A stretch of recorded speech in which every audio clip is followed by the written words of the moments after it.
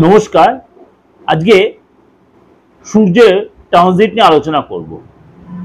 সূর্যদেব এই মুহূর্তে বসে আছে মীন রাশিতে, পঞ্চগ্রহী যোগ তৈরি করে বসে আছে।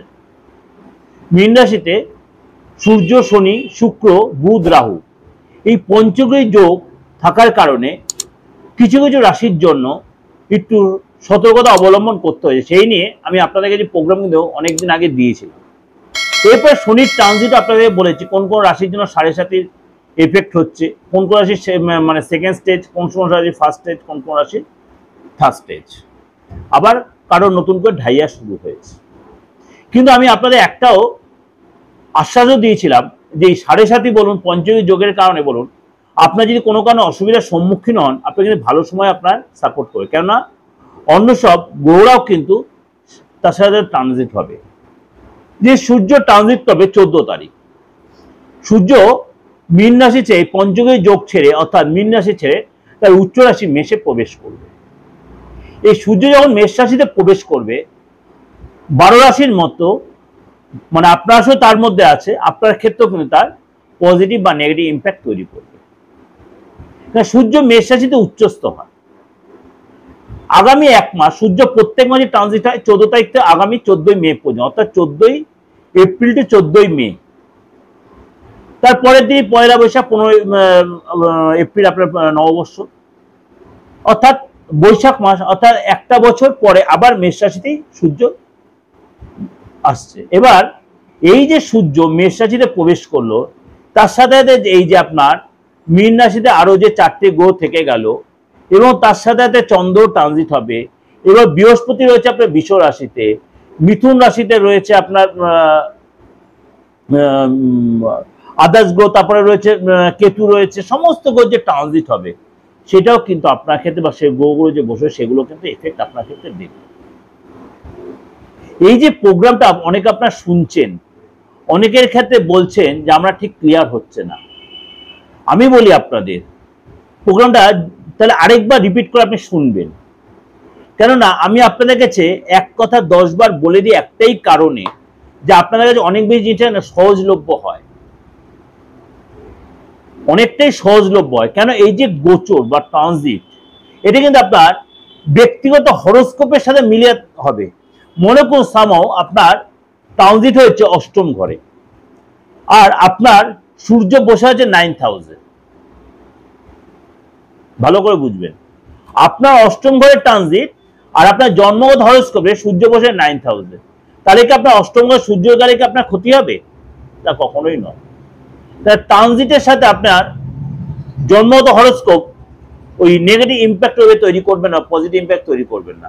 ট্রানজিটটা ওইটার সাথে সম্পূর্ণ আলাদা। এর ডিটেলটা জানতে গেলে কি করতে হবে, আপনার রাশিটা ভালো করে আপনাকে শুনতে হবে, যে আমি ইন্ডিভিজুয়াল আপনার রাশিটা নিয়ে কি আলোচনা করছি। চলুন তাহলে আজকে জেনে নিই আপনার রাশি কি বলছে। আজকে বলবো মীন রাশি নিয়ে। মীন রাশির ক্ষেত্রে কিন্তু সূর্যের এই ট্রানজিট যথেষ্ট সুসময় বয়ে আনবে, কেন আপনার রাশিতেই কিন্তু পঞ্চগ্রহী যোগ তৈরি হয়েছে, বা 14 তারিখ পর্যন্ত আপনার রাশিতে সূর্যদেব থাকায় পঞ্চগ্রহী যোগ তৈরি হওয়ায়, এবং আপনার রাশিতে 7.5 সেকেন্ড স্টেজ স্টার্ট হওয়ায় কিছু কিছু জায়গায় আপনার কিন্তু একটু চাপে ছিলেন, একটু হতাশায় ছিলেন, আর্থিক একটা ডিস্টার্ব ছিল, মানসিক একটা অস্থিরতায় ছিলেন।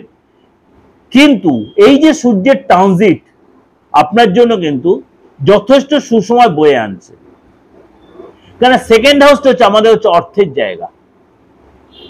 সেকেন্ড হাউস আমাদের হচ্ছে অর্থের জায়গা, মানে ধন সম্পত্তির ঘর। সেইখানে সূর্যের ট্রানজিট আপনার কিন্তু এতদিন যে একটা প্রতি মুহূর্তে বাধার সম্মুখীন হচ্ছে না আর্থিক জায়গাটা, সেটা কিন্তু আপনার ওখানটা খুলে যাবে। অর্থাৎ দেখবেন আপনি 14 তারিখের পর থেকে 15 তারিখ থেকে আপনার সময়টা আস্তে ফেভারে আসছে। যতই আপনার 7.5 থাকুক, আপনার কিন্তু কিছুটা হলে আপনি এই জায়গাটা অনেকটাই রিকভারি করতে পারবেন। আর্থিক জায়গাটা আটকে থাকা কাজগুলো কিন্তু আপনি এখান থেকে অনেকটাই তুলে নিতে পারবেন। অর্থের জায়গাটা অনেকটাই আপনার সাপোর্ট করবে, আপনি পজিটিভ পাবেন। ফ্যামিলি লাইফটা বলি, ফ্যামিলি লাইফে কিন্তু আপনার পিতার সাথে বা বাড়িতে যারা গুরুজন আছে তাদের সাথে সুসম্পর্ক তৈরি হবে। আপনার পিতার কাছ থেকে আপনি যত সাপোর্ট পাবেন, মনে হয় পিতার সাথে বনিবনা একটু অভাব চলছিল বিগত দিনগুলোতে, এই সময় কিন্তু আপনি পিতার সাপোর্ট পাবেন। হয়তো পিতা আপনাকে কোনো উপযোগী জ্ঞান দিয়ে অবশ্যই সেটা অ্যাডভাইস শোনার চেষ্টা করুন। পিতার থেকে কোনো আপনি গিফট পেতে পারেন, পিতার পৈতৃক সম্পত্তি কোনো লাভ হতে পারে, কোনো আর্থিক হেল্প পেতে পারেন, বা আপনার কাজের জায়গায় বসের সাথে সম্পর্ক আপনার তৈরি হবে। আপনি যদি সিনিয়র বা বস আপনাকে অ্যাডভাইস দেয় সেটা অবশ্যই নেওয়ার চেষ্টা করবেন, আপনার প্রশংসা করবে। আপনি কাজে যদি যথেষ্ট মন লাগাতেন সেখানে আপনি যথেষ্ট, সেখানে আপনার পথ প্রমোশন হবে, আপনার হারিয়ে যাওয়ার সম্পর্ক আবার নতুন করে তৈরি হবে। কিন্তু আপনাকে বলবো মীন রাশি লোকেদের মাঝে মাঝে আপনার মধ্যে একটু ঔদ্ধত্য এসে যাবে, রাগ এসে যাবে, একগুঁয়েপনা এসে যাবে। এগুলো কিন্তু আপনাকে একদম দূরে সরিয়ে রাখতে হবে।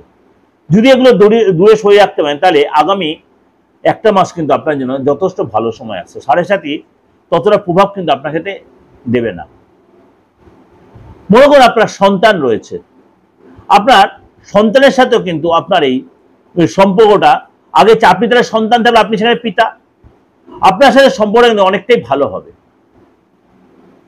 অনেকটাই ভালো হবে। আপনি যদি বিদ্যা যারা বলি, আপনার বিদ্যা যারা কিন্তু যথেষ্ট সাপোর্ট করবে, বিদ্যা যারা আপনার যথেষ্ট সাপোর্ট করবে, এবং আপনি এই সময় টিচারের কাছে সাপোর্ট পাবেন।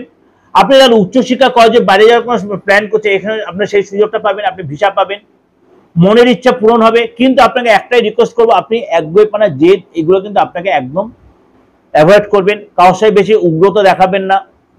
এগুলোকে আপনি যদি অ্যাভয়েড করতে, আপনি দেখবেন সামনের দিনটা অনেক বেশি আপনি স্মুথলি এগোতে পারবেন। এবার বলে আপনি চাকরির জায়গাটা, মনে করুন আপনি দীর্ঘদিন ধরে চাকরি করছেন কিন্তু ঠিক আছে মতো বসের সাপোর্ট পাচ্ছিলেন না। এসেও দেখা গেল এই 14 তারিখের পরে আপনার কিন্তু বসের সাথে আপনার একটা সম্পর্ক তৈরি হচ্ছে, বা আপনি কাজ যে করছিলেন মানে আপনার কাজের শোনা অন্য লোক পেয়ে যাচ্ছে, সেটা কিন্তু আপনি অনেকটা এখান থেকে রিকভারি করতে পারবেন, বা আপনি সেই সম্পর্কটা সেই জায়গাটা আবার তৈরি করতে পারবেন। অর্থাৎ বস আপনার প্রশংসা করবে, আপনাকে গুরুত্ব দেবে, আপনার দায়িত্ব বাড়বে, মিটিংয়ে আপনাকে ডাকবে, এবং আপনার কথা যথেষ্ট একটা পজিটিভ ভাইব্রেশন তৈরি হবে। ব্যবসা জায়গাটা বলি, ব্যবসা জায়গাটাও কিন্তু আপনার মানে যদি আপনার কোনো কি বলবো ম্যানেজমেন্ট রিলেটেড ব্যবসা হয়, অর্থাৎ আপনি সেখানে নিজে বস, বা আপনার পার্টনারশিপ রিলেটেড ব্যবসা, সেখানে কিন্তু আপনি যথেষ্ট জায়গা তৈরি করতে পারবেন, যথেষ্ট জায়গা তৈরি করতে পারবেন। এবং আপনার আটকে থাকা যে অর্ডারগুলো, আটকে থাকা সেল, সেখানে কিন্তু আপনি এখানে আবার নতুন করে চালু হবে, অর্থ আসবে, মহাজনের সাথে সুসম্পর্ক তৈরি হবে, মহাজন আপনাকে মাল দেবে, মহাজন আপনাকে যে আর্থিক জায়গার জন্য আপনার যে কোনো বাদ বিবাদ হয়েছিল সেটা আবার নিজের মধ্যে মিটিয়ে নিতে পারবেন। অর্থাৎ সম্পর্ক কিন্তু অবশ্যই ভালো হবে। দাম্পত্য লাইফে বলি, দাম্পত্য লাইফে কিন্তু পার্টনারের যথেষ্ট হেল্প পাবেন আপনি, পার্টনার আপনাকে যথেষ্ট সহযোগিতা করবে।